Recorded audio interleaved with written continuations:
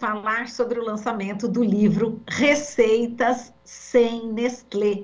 É isso mesmo, Receitas Sem Nestlé, uma publicação de O Joio e o Trigo. Para quem não conhece, O Joio e o Trigo, eles se apresentam da seguinte forma: não é um site sobre como comer bem ou mal, nem sobre dietas da moda, tampouco, eles dizem, queremos repercutir a última pesquisa provando que o alimento X provoca o efeito Y em nosso organismo, e menos ainda difundir ingredientes milagrosos. Esse é um projeto sobre comer como ato político com profundas implicações sociais, econômicas e ambientais. O Joio e o Trigo, jornalismo investigativo sobre alimentação, saúde e poder. E a gente convida agora as autoras do livro, né, desse livro de receitas, O Joio e o Trigo e suas receitas sem Nestlé. Comida brasileira para adoçar a vida sem precisar de leite moça e truques mirabolantes. É com prazer que eu anuncio aqui a chegada da Amanda Flora, jornalista, e a Denise Matsumoto, designer. Olá, gente, bom dia, é prazer em recebê-las. Bom dia, Marilu. Bom dia a todos e todas. Bom dia. Bom, eu vou jogando aqui, né, na conversa as perguntas, e aí vocês decidem aí, hein, quem que vai agarrar a pergunta. Mas vamos lá. Quem é que vai poder falar para mim aqui? Que ideia interessante, hein, essa da elaboração desse livro. Como é que foi todo esse processo de criação e de enfrentamento, né, à indústria alimentícia com a poderosa Nestlé? Quem é que pode falar? Bom, eu posso falar um pouco de como a ideia começou. Na verdade, assim, acho que a ideia inicial ela veio a partir, mais especificamente, de um episódio do podcast que chama Moça da Lata, né, que fala um pouco sobre como a nossa doçaria, que a gente diz que é a brasileira, foi sequestrada pela Nestlé. Então, assim, todos esses doces que a gente considera assim, super tradicionais brasileiros, como manjar, pudim, todos brigadeiro, beijinho, todos levam no preparo a caixinha, né, ou a latinha. Então, veio um pouco dessa ideia. E aí eu estava lembrando ontem também que durante o processo, o João Pérez, que é um dos editores e fundadores, ele comentou sobre uma receita de beijinho que ele tinha ouvido falar que não ia leite condensado. E a gente ficou nessa de, nossa, que receita é essa, né? Nunca tinha visto um beijinho mesmo sem leite condensado. E aí a coisa foi desenvolvendo para fazer mesmo essa chamada pública, né? Para que nossos leitores compartilhassem nas redes as suas receitas. Então, assim, resgatar em cadernos antigos e livros de receitas. E aí, a partir desse retorno, a gente teve a ideia de realmente materializar num livro e entregar de volta para todas as pessoas, para que elas pudessem, enfim, compartilhar e fazer, enfim, dar continuidade. E é demais, né? Porque eu ouvi, né, o podcast Prato Cheio, né? Tem o podcast Prato Cheio e tem a Moça da Lata, e eu ouvi essa informação, né, de que no Brasil são consumidas 7 latas de leite moça por segundo, né? Quer dizer, é um dado impressionante, está muito bem feito, inclusive o podcast, eu aconselho, enfim, dou a dica para todos assistirem também, ouvirem. E eu queria que vocês falassem sobre esse ato político, né, do comer, né, e essa inserção de receitas sem esse leite moça, sem esse leite condensado, né? Então, quando a gente estava durante essa pesquisa, né, a gente descobre que o Brasil é o maior consumidor de leite condensado do mundo. E quando a gente elabora esse livro, elabora esse episódio também, tem um marco que esse ano a Nestlé completa 1 século de atuação no Brasil. Então, tem 1 século que a Nestlé está influenciando a nossa comida, não somente com leite condensado, né, com creme de leite, com outras preparações prontas que ela foi introduzindo ao longo desse 1 século de atuação. Quando a gente faz esse resgate, quando a gente faz essa proposta, é justamente trazer um resgate, né, dessas preparações tradicionais que já existiam antes da Nestlé existir. Então, elas já estavam aqui antes da gente ter a atuação da Nestlé no Brasil, que também é muito engraçado, porque a gente pensa a atuação da Nestlé, ela chega na primeira metade do século XX, e começou a introduzir o leite condensado para crianças. Então, tem peças publicitárias com crianças tomando leite condensado na mamadeira. E aí, ali mais ou menos nos anos 60, em 1959, ela começa justamente a pensar, não, mas eu posso ainda lucrar mais. Deixa eu mexer aqui na doçaria dos caras e nas receitas tradicionais. Então, quando a gente faz essa chamada, e na verdade, né, a gente juntou as autoras do livro, eu acho que na verdade são todas as pessoas que participaram, mandaram as receitas, né? A gente na verdade fez o processo de juntar e botar tudo junto para justamente resgatar o que estava escondido nesses cadernos e ficar, né, nos cadernos tradicionais de família que estavam escondidos em gavetas, nas memórias das pessoas, para tirar esse imaginário de que a Nestlé está presente em todos os nossos doces, nossas comidas, né? Pois inclusive a Nestlé veio e fez uma propaganda aí massiva, né, para descaracterizar, inclusive, a culinária brasileira, né? E aliado a isso também tinha a ver, as propagandas, né, tinha a ver também com a questão da emancipação da mulher, que ela aproveitou, ela surfou nessa onda também, não é isso? Quer falar dele? Pode falar, pode falar. Bom, exatamente. Eu acho que não só a Nestlé, mas como muitas corporações dos ultraprocessados surfam nessa onda, né? De que a comida pronta, a comida industrializada, ela vem justamente para a emancipação da mulher. Ou seja, mulher, tome aqui a sua emancipação, vá trabalhar, já que você não precisa mais estar dentro da cozinha, né? Então, essa é um grande mito, na verdade, dos ultraprocessados, essa emancipação feminina, que eles conseguiram surfar bem na onda e penso que surfam até hoje, né? Olha, vou confessar, eu nasci nos anos 60 e eu fui uma dessas bebês que tomou leite moça. E a minha mãe contava, não, porque não tinha muito leite, já tinha nascido meu irmão e tal, e tinha aquela propaganda toda, e ela falou que dava porque era propaganda e todos davam e tal.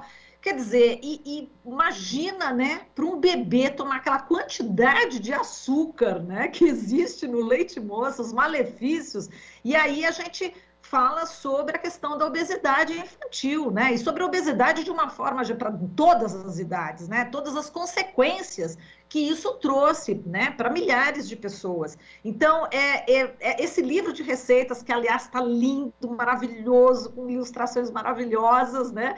Ele traz esse alerta, né? Também em relação a como se alimentar de uma forma mais saudável, né? Sim, exato. As receitas todas, elas tem muitos ingredientes naturais e, inclusive, assim, eu estava dando uma olhada e tem receitas que vão ingredientes que a gente nunca imaginou. Por exemplo, um cajuzinho, ele não vai leite condensado, ele vai caju, vai melaço e vai, acredito que era farinha de mandioca, uma coisa que a gente nunca imaginou que poderia ir no beijinho, né? Um estrogonofe que não vai creme de leite, enfim, então são outros tipos de receita, né? São receitas que realmente usam ingredientes in natura ou minimamente processados, né? Exato, estou vendo aqui, estou passeando aqui pelo site de vocês, né, e vendo as receitas, enfim, pudim de coco, pudim de banana, o cajuzinho que você falou, né, Denise? E assim, as ilustrações, aproveitar que você é designer, as ilustrações tão maravilhosas, eu queria que você falasse sobre essas ilustrações, esses desenhos, e também toda essa arte gráfica, né, que é um prazer, inclusive, a gente se delicia, né, passeando aqui por essas receitas. Então, na verdade, assim, as ilustrações, elas foram feitas pelo Adriano Rampazzo, né, que é um ilustrador que eu já acompanhava. Ele trabalha muito com desenho de alimentos, já fez outros livros de receitas, coisas para restaurante, e eu achei que ia dar muito certo.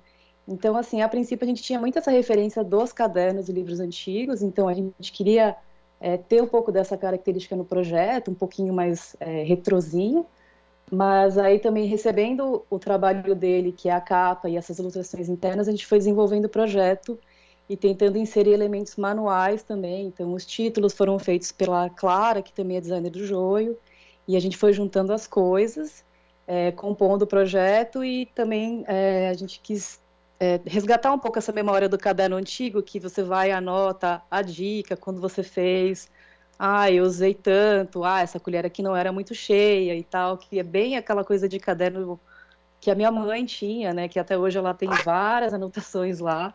Então, o projeto foi meio essa mistura, assim, né, da ilustração e também dessa memória dos cadernos antigos, mas sem ser tão literal, ao pé da letra, fazer exatamente como era feito antes, assim, né. Então, foi um pouco esse o processo. Perfeito. E esse livro, ele traz, assim, essa sensação, né, que a gente tem, que é importante a gente exercer a cidadania e não ficar nessa história de consumismo e ficar entrando na onda da propaganda, enfim, a da Nestlé, no caso, e que traz malefícios, né, ultraprocessados, não é isso? Então, é uma maneira também da gente se reeducar, porque, na realidade, falando do leite moça, ele acaba viciando, é como se fosse uma droga, não é isso?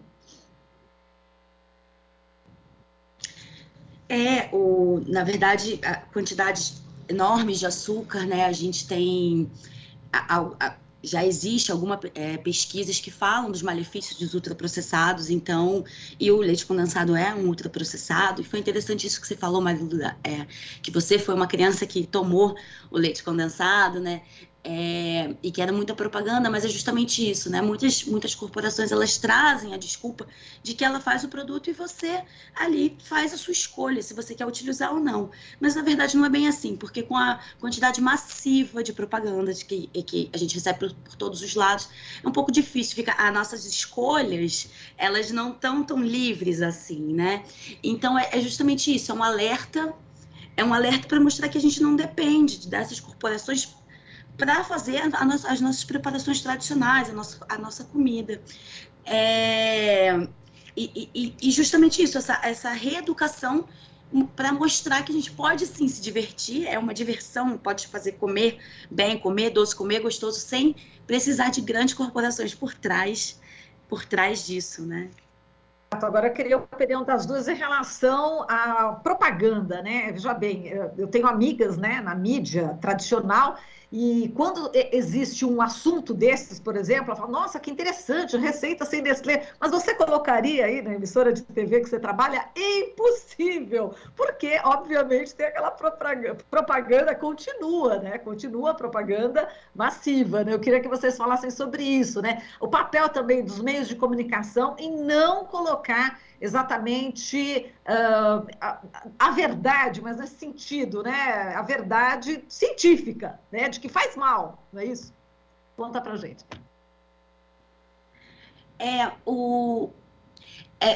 Muitos veículos, né, existem essa lógica que muitos veículos eles estão ali sendo custeados por essas empresas, né? Então, é um pouco difícil, às vezes, a gente conseguir introduzir, não numa mídia de comunicação em massa, assim, grande, esse tipo de assunto. Mas, por outro lado, aos poucos, eu acho que a grande mídia está sendo pautada por isso. A gente tem visto alguns